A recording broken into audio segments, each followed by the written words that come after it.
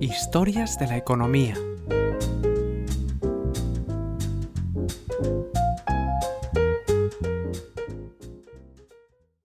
Episodio 38. El colapso de la Edad de Bronce y los paralelismos con la actualidad.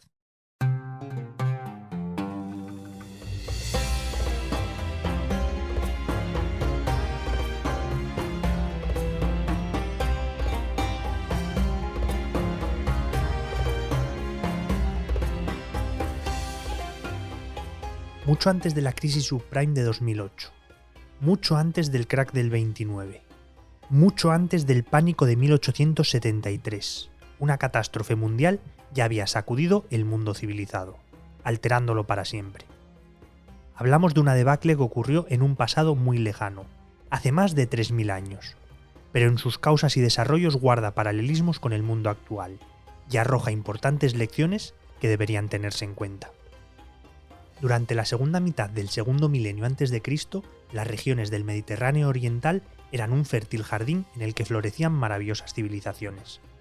La cultura micénica, pujante en el Egeo, mantenía relaciones comerciales con el sur de Italia y el resto de países aledaños. El imperio hitita controlaba el territorio de la actual Turquía, rivalizaba en riqueza y poder con Egipto y el despiadado imperio asirio.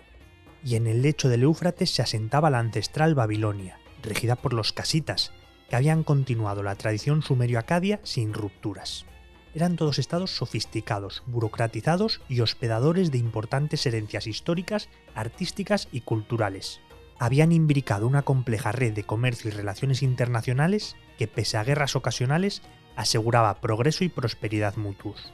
Pero el vendaval destructivo de los pueblos del mar, una alianza de naciones cuyo origen se desconoce, fue el catalizador de una reacción en cadena que derribó el equilibrio existente.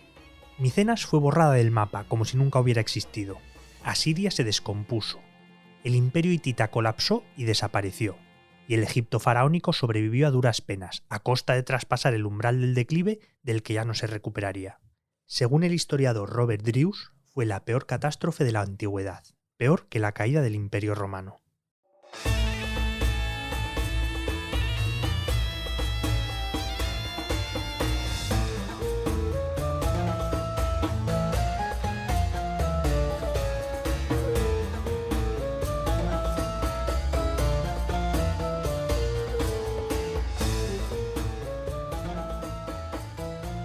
Los pueblos del mar eran como una plaga, no dejaban nada a su paso, pero no fueron las armas las que desangraron a los imperios de la Edad del Bronce.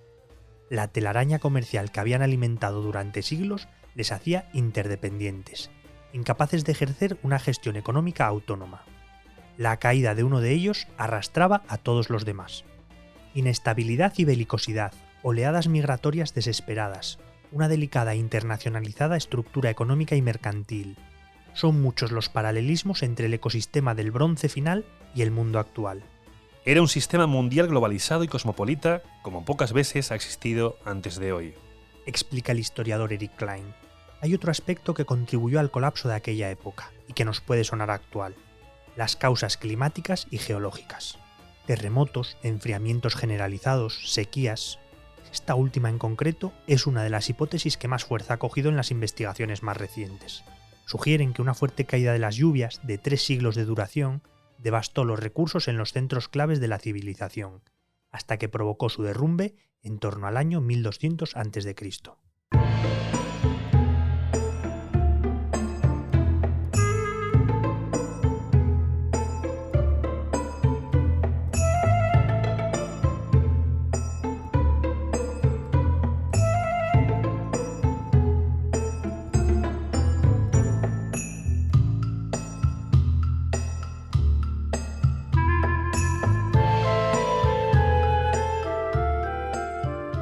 Podemos decir que el cambio climático fue el primer naipe que cae en el castillo de cartas.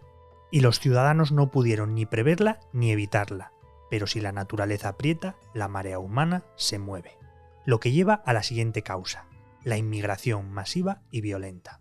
Un aguacero humano, desesperado, que huía de la miseria y de la muerte, y que no había muralla ni frontera que pudiera detener. Una situación que podría estar recogida en el informativo de hoy mismo, pero que ocurrió hace más de 3000 años, y curiosamente en las mismas zonas que hoy son foco de conflicto, como Oriente Próximo o el Mar Egeo. Esta situación explica el nacimiento de los pueblos del mar, que más que la causa, fueron la consecuencia de los cambios que estaba experimentando el mundo civilizado. Estos invasores, más que un bloque homogéneo, eran una alianza espontánea de pueblos, movidos principalmente por el hambre. Sea como fuere, el resultado es que alteraron dramáticamente el ecosistema político. Dejaron tras de sí los palacios de Micenas reducidos a cenizas, aniquilaron a los hititas y provocaron la destrucción o el abandono de todas las grandes ciudades del Levante. Ninguna vio nacer la nueva era.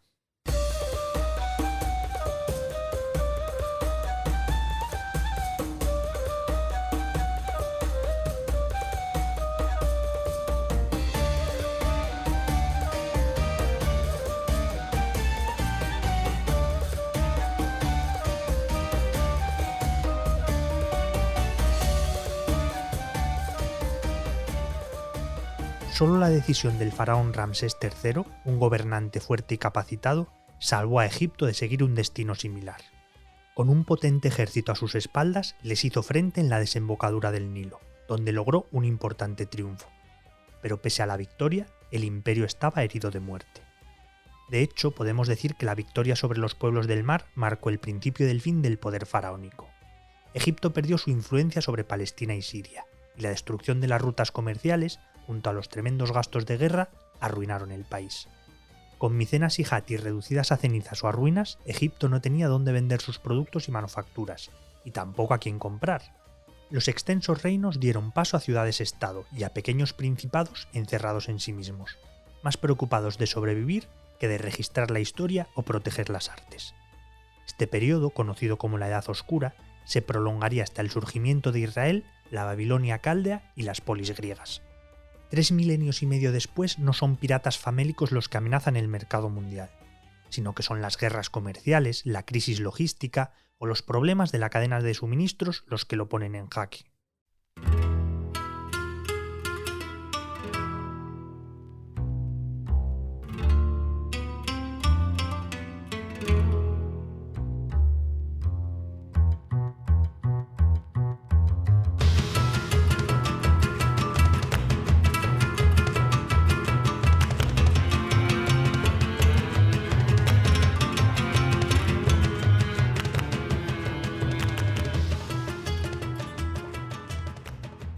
En aquellos tiempos la metalurgia se vio sacudida por la aparición de una materia prima que lo cambiaría todo: el hierro. Hasta ese momento era el bronce el rey absoluto de los materiales armamentísticos, y quedó obsoleto rápidamente. Y la revolución no solo afectó a las artes de guerra, también a los áperos agrarios, más eficientes con el nuevo metal, además de a la construcción de viviendas y a un sinfín de objetos cotidianos. Su implantación se produjo de forma gradual, pero la tecnología cambió y los centros de extracción y producción también. Estas nuevas técnicas se expandieron también por Europa, cuya riqueza y sofisticación estaba a años luz de la de Oriente Medio, y les permitió plantar nuevos cultivos, desarrollar tecnología, acelerando su evolución. Hoy en día nos encontramos ante una catarsis tecnológica de infinitas implicaciones. La revolución tecnológica ha acelerado nuestras vidas, nuestra manera de relacionarnos, de controlarnos. Ha sacudido las finanzas, las transacciones económicas, ha creado nuevos empleos al tiempo que desaparecen los antiguos. Y esto es solo el principio. Aún tenemos por delante la verdadera revolución, marcada por la computación en la nube o el desarrollo de la inteligencia artificial.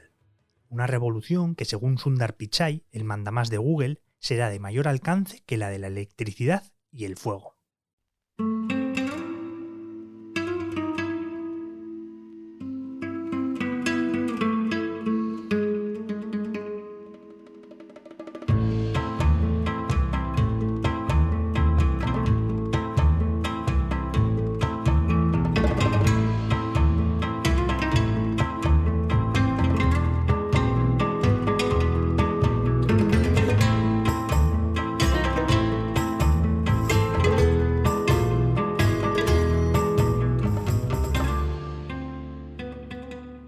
El último paralelismo entre el colapso de la Edad de Bronce y el mundo actual tiene que ver con Grecia.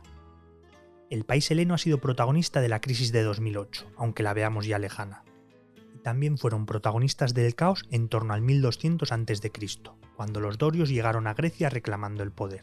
Los micénicos, vencedores en Troya, cayeron ante su empuje. La influencia doria llegó hasta el Peloponeso, donde con el paso de los siglos cristalizaría Esparta. Qué lejano lo vemos, pero el calificativo de espartano no le queda grande al régimen impuesto a Atenas por la Troika después de la crisis de deuda. Pensiones, sueldos públicos y en general todo el gasto social fueron podados sin misericordia, en medio de una crisis que estuvo a punto de derribar el euro. Igual que hace 3 milenios, Grecia ha sobrevivido, pero profundamente traumatizada y con otros jefes al mando. Los colapsos se van gestando durante siglos, son procesos largos y complejos. Como recuerda el historiador Eric Klein, son varios procesos los que provocaron la caída de la Edad de Bronce. Conflictos militares enquistados, inseguridad, embargos económicos y comerciales, magnicidios, intrigas internacionales y desinformación. ¿Nos suena? Como dice el experto, la historia tiene mucho que enseñarnos si estamos dispuestos a escuchar. Como dijo Lope de Vega, quien mira al pasado, lo porvenir advierte.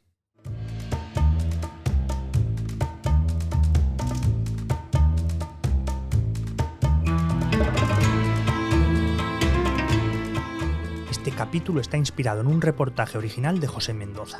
La edición sonora es cosa de Remo Vicario, mientras que la adaptación y la locución del texto son cosa mía, con la colaboración de Adrián Ruiz, y soy Javier Calvo.